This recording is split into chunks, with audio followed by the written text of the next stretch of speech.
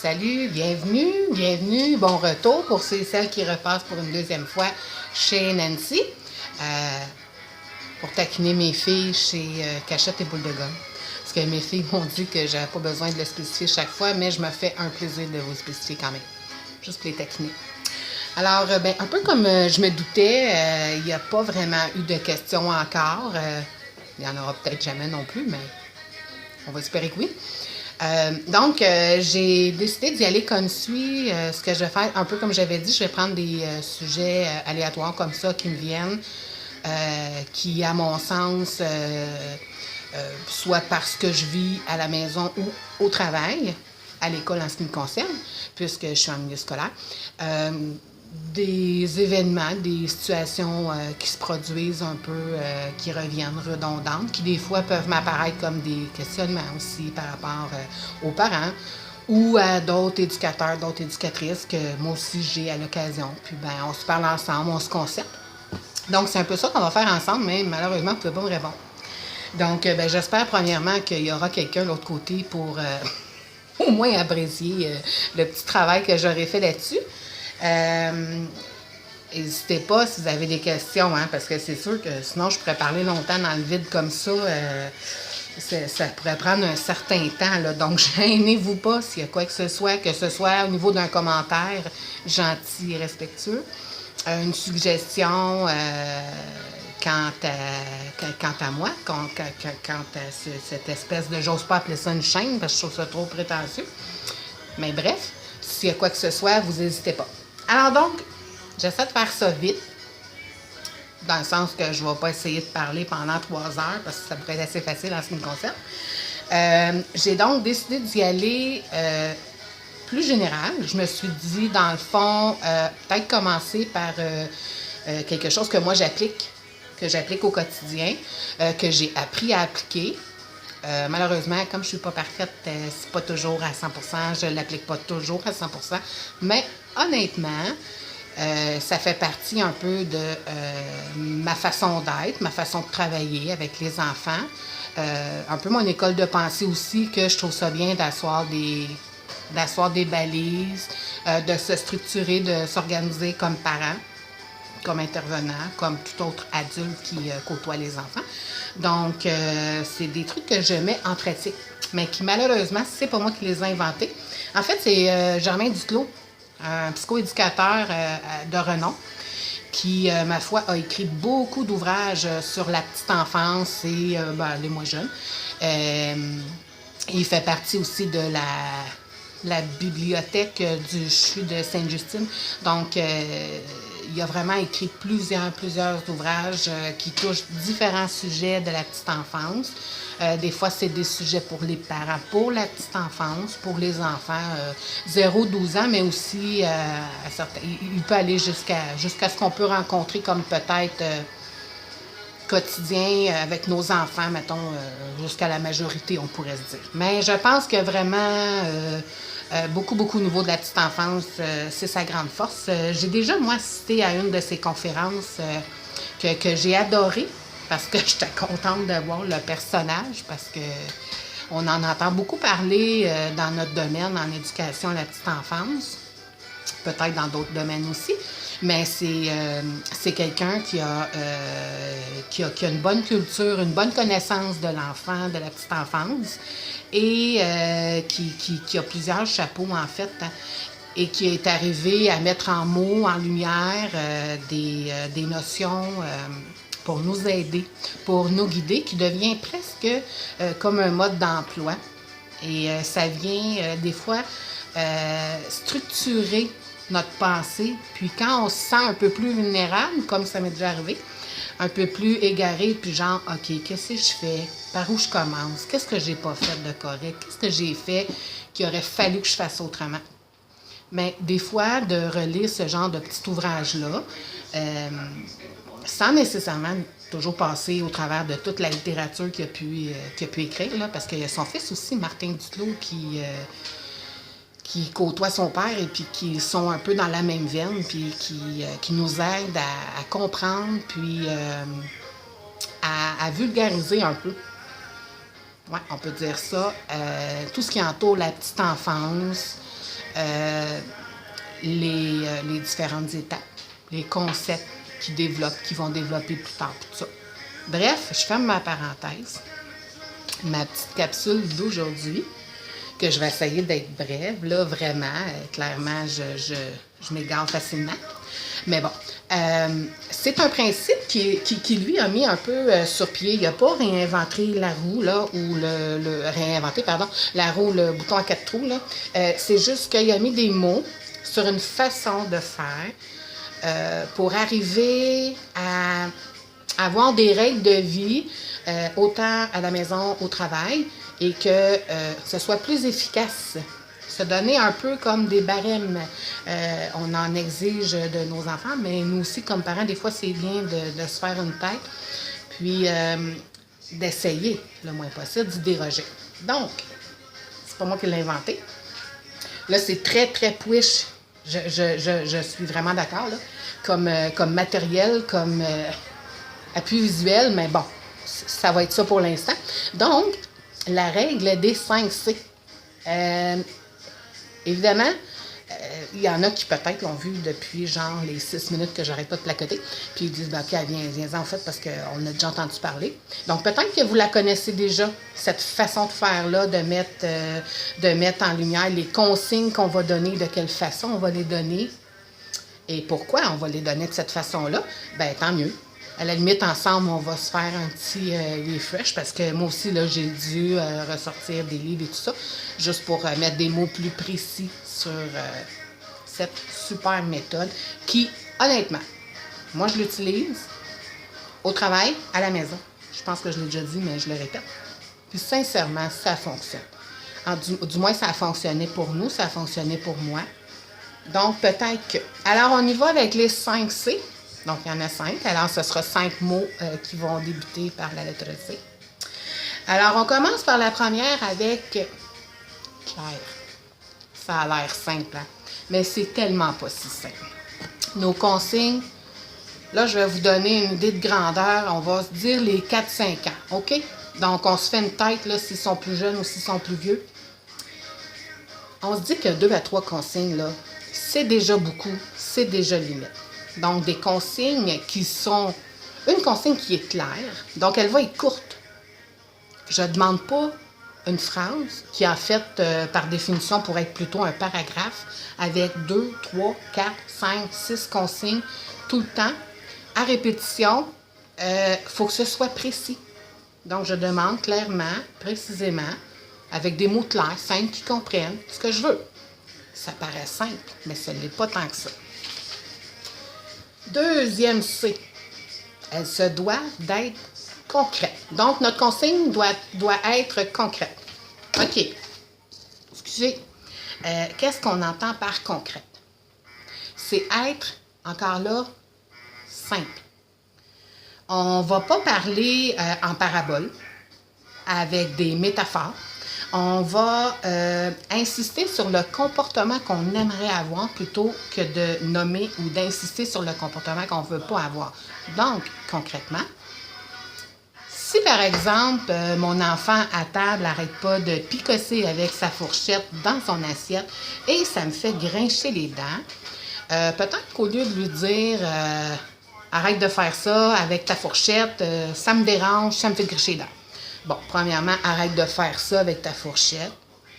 On aurait avantage à préciser notre demande, que ce soit plus clair. Du genre, j'aimerais que tu arrêtes de faire du bruit avec ta fourchette. Comme là, déjà, c'est que je vais plutôt nommer le comportement que je m'attends. Je m'attends à ce que tu fasses moins de bruit avec ta fourchette. C'est déjà, de un, beaucoup plus clair. Il y a juste une consigne. Et c'est concret. Parce que l'action, ce que tu fais présentement, c'est ça qui est dérangeant. Donc, je vais te nommer ce que tu fais, mais je vais d'abord insister sur ce que je m'attends à ce que tu fasses et non ce que je ne veux pas que tu fasses. Autrement dit, arrête de courir dans les corridors. On pourrait peut-être plutôt y aller avec « J'aimerais que tu marches dans le corridor. » On marche dans le corridor. On marche dans l'école. On marche dans les escaliers. Donc, on va juste mettre plus l'accent sur le comportement souhaité au lieu d'y aller dans la négation et de nommer le comportement qu'on ne veut pas. Parce que si je nomme ce que je ne veux pas, OK, fine, mais maintenant, si c'est pas ça que tu veux, qu'est-ce que tu veux? Donc, concret. Ensuite, cohérente, s'il vous plaît. C'est ça? Non, c'est pas ça que je vous montre. Qu'est-ce que je vous montre, là? Conséquente. Attendez un peu. C'est ça? Ben oui, c'est ça que je veux vous montrer. Conséquente. Alors, c'est important que nos consignes soient conséquentes. Dans le sens, si moi, comme adulte, j'aimerais que mes enfants on revient à la table, ne parlent pas la bouche pleine. Bien, évidemment que moi, comme adulte, si on va le voir tantôt dans la cohérence, ben je vais essayer de ne pas parler la bouche pleine. Parce que mon enfant va invraisemblablement imiter mes comportements. Donc, si je mange, puis je parle, puis ça sort tout bas, tout côté, mais que de l'autre côté, je demande à mon enfant de manger la bouche fermée, de parler la bouche vide, ben pour être cohérent, qu'on va voir après, il faut le faire nous-mêmes, OK? Pour les conséquences, être conséquent quand on fait la consigne. Si je dis à mon enfant, par exemple, par rapport à la table ou quoi que ce soit d'autre, ou c'est le temps de partir le matin, ça ne tente pas trop, fais un peu de boubou, un peu de bacon, lance la boîte à lunch, t'es la pire mère du monde, je veux pas aller à l'école. Être conséquent, c'est de lui dire. On pourrait lui dire, par exemple, donne un exemple. Là, je comprends que tu n'as vraiment pas le goût d'aller à l'école, que ça ne te tente pas ce matin, mais c'est comme ça. Il faut aller à l'école, et là, on part maintenant. On pourrait dire à notre enfant, là, je te donne 2 minutes. On dit, là, on regarde notre montre. Ça peut être 1 minute, là. Les petits-enfants, en petite enfance, on s'entend que le concept de temps, notion de temps, de minutes, c'est beaucoup trop abstrait, ils ne comprennent pas ça. Donc, ça pourrait être, je te donne 1 minute, dans 1 minute, il faut que tu sois prêt. Tes souliers, ton manteau. Si ce n'est pas fait, là, il faut être conséquent dans ce qu'on va dire. Comme par exemple, tu nous fais perdre du temps ce matin. Quand on revient ce soir, tu perds du temps de jeu. Fait que ça peut être moins de temps dans le bain. Ça peut être moins de temps à raconter une histoire, à faire de la tablette, à écouter de la télévision, à faire de la pâte à modeler, peu importe. C'est qu'on va être conséquent dans le sens où on a un horaire à respecter, tu décides de ne pas respecter par ton comportement, alors je t'annonce ta conséquence que parce que tu nous fais perdre du temps, tu vas perdre du temps. Je ne sais pas si je suis claire, mais grosso modo, c'est ça. Et, attention, la cohérente. Je viens d'un peu vous en parler aussi, là. J'ai comme un peu chevauché les deux, là. Mais c'est important d'être cohérent et d'être conséquent. Donc, être cohérent, on se l'est dit. Si je demande à mon enfant, je sais pas moi, de ranger ses souliers quand on entre dans la maison parce qu'il est en âge de le faire, ben je m'attends à ce que moi, comme adulte, je le fasse moi-même. Si je rentre, j'enlève mes souliers, tout prend le bar, je m'installe, je suis dans le mou, je suis relax, mais que de l'autre côté, j'exige et demande à mon enfant qui se ramasse, c'est pas cohérent. Et ça fait moins de sens. Parce que non seulement en le faisant, c'est que ça va renforcer l'idée que chez nous, dans notre maison, c'est important qu'on se ramasse quand on arrive, on fait telle chose. Donc, en le faisant, vous prêchez par la paroisse, comme on dit. Vous êtes beaucoup plus cohérent, cohérente. Votre enfant le voit et c'est beaucoup plus facile pour lui d'imiter le comportement. OK? Donc, c'est un peu le beau principe que la super phrase « fais ce que je dis et non ce que je fais ». Fais ce que je dis, non ce que je fais, ouais, c'est ça. Je la mélange souvent, celle-là. Ben, c'est pas toujours super. OK? En éducation, là, on va se dire que ça fait pas grand sens. Donc, jusqu'à maintenant, on a vu les consignes doivent être. Ma consigne doit être cohérente. Donc, ça fait du sens. Je prêche par la paroisse, je montre l'exemple. Conséquente. Donc, ça ne se passe pas comme je le demande. Bien, il y aura une conséquence négative en lien le plus possible avec la règle transgressée, si on veut. Maintenant, il faut que ce soit concret. La consigne doit être concrète. Donc, je ne parle pas trop en parabole, avec des mots simples, quelque chose qui se colle à la réalité des enfants, qui comprennent. Et ça doit être clair. Si je dis à mon enfant qui a 5 ans, va dans ta chambre, va ranger tes jouets, amène ton toutou préféré, mets-le dans ton sac, oublie pas de fermer ton sac, puis viens me rejoindre. Je peux vous garantir que, peut-être pas tous, mais beaucoup d'enfants vont freiner, vont arriver dans la chambre, puis vont avoir retenu quelques mots, vont coller ça ensemble, vont se faire une idée globale, partiellement globale, de ce que mon parent vient de me demander, fort à parier qu'il va arriver et qu'il n'aura pas fait toutes les tâches, parce que c'était long, c'était pas clair, c'était pas super concret dans le sens que c'est un peu comme du vent, parce que va ranger ta chambre, va ranger tes jouets. C'est important de leur apprendre. OK, c'est quoi ranger mes jouets? Je les prends, je les mets en dessous de mon lit. Là, vous allez dire, OK, là, tu fais du zèle, là. Non. On se dit vraies affaires, là. Prenons donc l'habitude de bien nommer les choses, de leur dire, parce qu'en faisant ça, on s'assure que nous, on demande la bonne affaire, mais on nomme nos attentes. Donc, l'enfant, ton enfant, votre enfant, vos enfants, les enfants, savent à quoi s'attendre. Aussi, il y avait, n'oublions pas, et probablement la plus difficile. Moi, je trouve que c'est celle qui est le plus difficile à maintenir. Et c'est la constance. Là, je pense que je me sens un peu fourvoyée dans mes papiers. Ça se peut que je vous l'ai déjà montré, mais je ne suis pas sûre d'en avoir parlé parce que je voulais vraiment me la garder en dernier, celle-là. C'est vraiment hyper, hyper important, la constance. La constance, à mon sens, puis au sens de beaucoup de gens, c'est la chose la plus difficile, un principe difficile d'être constant dans nos demandes, dans nos règles, dans nos mœurs, respecter nos valeurs. Il ne faut pas le moins possible, idéalement jamais rompre ça. Dans le sens que c'est pas parce que j'ai eu une mauvaise journée, que je suis fatiguée, je suis brûlée, irritée, j'ai été dans le trafic, j'ai voulu aller me chercher un croissant pour dîner, il n'y en avait plus, je suis pas de bonne humeur, peu importe. Nos états d'âme, notre humeur, normalement, à mon sens, je peux me tromper, mais ne devrait jamais dicter sur comment je donne mes consignes, comment je fais mon plan dans ma tête pour me dire que mes enfants, ça va bien aller, ça va être harmonieux, puis ils vont m'écouter. Non.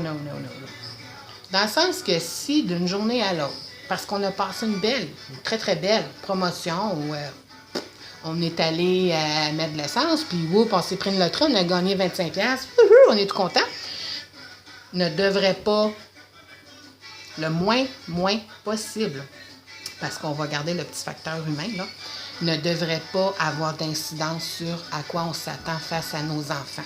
Donc, ce qui est important, je pense, c'est de cibler dans notre tête, arriver à un consensus avec nous-mêmes, notre mari, notre conjoint, notre blonde, notre chum, peu importe, ou notre nous-mêmes si on est monoparental, ou les personnes qui, des fois, viennent garder nos enfants, à qui on va céder le lead si on veut, d'avoir les mêmes règles et de ne pas les transgresser le plus possible. Mais il y a possibilité de faire des fois des petites entourses à ça. Comme par exemple, si chez nous, c'est contre nos valeurs qu'on soupe et qu'on regarde la télé. Alors, je vais m'assurer que à tous les soirs, par exemple, le souper se passe en famille, à 2, 3, 4, 5, 6, comme vous voulez. Mais c'est un moment ensemble, un moment d'arrêt. Manger, ça fait partie du développement socio-affectif, c'est super important. On se parle de tout, de rien. On n'écoute pas la télé. Mais là, je sais pas moi, une journée sur 3, j'ai le droit. Une journée sur 4, j'ai le droit. C'est évident que l'enfant va s'essayer. Est-ce que je peux écouter la télé? Non. Est-ce que je peux écouter la télé? Non. Est-ce que je peux écouter la télé? Non, tu le sais, pas en mangeant. Mais là, finalement, le lendemain, c'est correct. Donc, c'est moins clair et c'est moins rassurant pour l'enfant. sachant que d'une fois à l'autre, il ne sait pas à quoi s'attendre. Donc, si pour vous, par exemple, de ne pas écouter la télé, de manger en famille, dans le calme, la petite quiétude, on se parle de notre journée, c'est important, bien, ça va être important de ne pas transgresser parce que pour vous, ça, c'est important. Par exemple, petit bémol, si jamais ça arrivait, un samedi, vous décidez que c'est correct de manger devant la télé, vous avez le droit. Par contre, moi, je vous propose de l'annoncer. Bon, regardez bien, aujourd'hui, là, c'est samedi, pas nécessairement parce que c'est passé ci ou ça, ou parce que c'est samedi, parce que moi et votre père, on a décidé que c'était correct, on va souper en écoutant la télé. Mais on va prendre le temps de le dire, de l'annoncer, de le nommer, que c'est exceptionnel, que nous, on a décidé, pour se faire plaisir tout le monde, on va le faire. Mais je propose qu'on l'annonce puis qu'on le dise dans vos mots, là. Pas de petites phrases toutes prêtes, toutes préfabriquées, là. Vous faites ça comme vous voulez, mais je suis convaincue que c'est super important de porter attention là-dessus, que ça pourrait être pour une autre consigne, là. Comme par exemple, je sais pas moi, le brossage de dents, là, chez vous, ça peut être hyper rigoureux, important, puis on déroge pas, puis on se brosse les dents matin et soir. Si un soir, il est tard, vous avez eu de la visite, puis que normalement, vous ne dérogez pas, bien, votre enfant va se brosser les dents. Mais si un soir, pour X raison, parce qu'on est humain, puis bon, on n'est pas parfait, puis un soir, c'est moins grave, vous avez le droit de le dire. Bien là, ce soir, là, sais-tu quoi? Folle de même, là, je te donne la permission d'aller te coucher sans te brosser les dents. Mais je vais prendre le temps juste pour que l'enfant saisisse dans sa tête quelque part que, OK, moi, d'habitude, c'est pas de même, mais là, j'ai vraiment une petite permission spéciale. Donc, bref, je ne sais pas si je suis claire, mais ça ressemble à ça, la règle des 5C. Je vais vous les récapituler une dernière fois. Alors, à mon sens, la plus difficile, c'est d'avoir des consignes constantes. Ensuite, d'avoir des consignes qui sont claires. D'avoir des consignes qui sont concrètes. D'avoir des consignes qui sont conséquentes. D'avoir des consignes qui sont cohérentes. Ceci dit, des conséquences, hein, on associe beaucoup la connotation négative, mais on peut autant avoir une conséquence positive que négative. Donc, le contraire peut être vrai aussi. T'sais, moi, je te demande ça, et si tu le fais maintenant, voici ce qui va se passer. Fait que ça va dans les deux sens, là. C'est juste que, à mon sens, les 5C, c'est vraiment une bonne façon. Si vous sentez que des fois, votre enfant triangule entre vous, votre conjoint, entre ce que vous dites des fois, puis des fois, vous dites le contraire, puis que c'est difficile, vous avez l'impression de toujours répéter les mêmes consignes, que c'est ardu, moi, je vous propose de l'essayer quelque temps. On verra ce que ça va donner. Moi, pour ma part, autant dans le cadre de mon travail que chez moi, je vous l'ai dit, je pense à la troisième fois que je le dis, mais je vous le redis encore, je l'utilise, ça va bien. J'aurais peut-être un petit truc à vous donner. Si c'est tout nouveau, c'est des choses que vous n'aviez pas entendu parler avant, que vous ne connaissez pas. Peut-être des fois un petit rappel bête. Moi, ce que je fais, parce que ça m'est arrivé, là, je vous l'ai déjà dit, mais ça va être un autre sujet de conversation une autre fois. Mais quand j'ai des petits trucs comme ça, des stratégies, je suis moins habituée, je les connais moins. Pour, mettons, m'y référer assez facilement, des fois, je me laisse des notes sur le frigo. Comme dans ce cas-ci, 5C, ça serait suffisant. Comme par exemple, on peut se coller ça sur le frigo, un petit post-it tout petit, 5C. On peut s'en mettre un dans la salle de jeu, par exemple, à côté de la lumière. Un petit post-it, les 5C. Dans votre pare-soleil, dans l'auto. Hein? On se colle un petit post-it 5C. Tu sais, des fois, les trajets d'auto peuvent être assez chaotiques. Ça pourrait être une bonne place. Donc ça, c'est juste un petit truc que je vous donne, un petit outil. Si vous voulez, vous ne l'écrivez pas quelque part nécessairement que ça traîne un peu partout dans la maison, mais vous pouvez vous trouver votre petit code à vous. Des fois aussi, quand on est deux parents dans une maison, c'est bien d'avoir les mêmes références puis de se dire « Ah, OK, ça c'est vrai, ça c'est pour qu'on se rappelle. » Parce qu'on va se le dire, là, des fois on fait un coin rond, puis moi aussi, puis on est fatigué, puis on lance ça de même en l'air en souhaitant que ça marche. C'est pas toujours le cas, c'est pas toujours heureux comme résultat. Donc, ça fait le tour de la première chronique. Là, j'arrive à 25 minutes. Je comprends que c'est un peu long. Je suis d'accord, là, ça prend de votre temps. C'est quand même presque la moitié d'une heure que vous auriez pu investir à faire plein d'autres choses. Mais bon, je vais m'imaginer et souhaiter que ça a été bon pour vous, que si vous connaissez, ben, ça a été un petit refresh tout simplement. Si vous ne connaissez pas, ben, peut-être que ça va vous donner des bonnes idées, des stratégies, des trucs à mettre en place peut-être pour les prochains jours. Moi, je vous propose de l'essayer quelque temps, puis de voir si vous notez une amélioration. Si c'est le cas, évidemment, vous ne vous gênez pas pour le mentionner, pour vous le laisser savoir.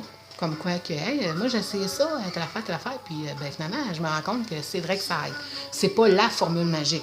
Et je ne donnerai jamais de formule magique pour la simple raison que je ne l'ai moi-même pas trouvée.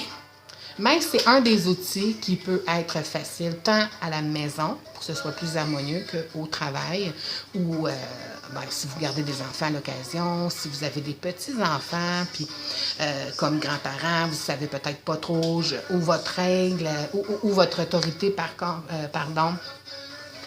s'arrête, comment, parce que c'est pas vos enfants, ce sont vos petits-enfants, donc peut-être comment vivre avec eux en harmonie, d'un consensus. Évidemment, quand les parents et les grands-parents et toutes les personnes qui gravitent autour des enfants, même si chacun a sa couleur, chacun a sa façon, a un style plus défini qu'un autre. On verra ça dans une autre chronique, mais il y a différents styles d'intervenants, de parents, d'adultes, d'autorité. Donc, si au moins on a des assises, un peu tout le monde, que ça se ressemble, que ça fait du sens, ben c'est les enfants, en fait, et les adultes qui se trouvent, dans le fond, à être bénéfiques là-dedans, là, parce que c'est plus harmonieux, c'est plus facile pour tout le monde. Donc, sur ce, je vous dis, là, c'est assez.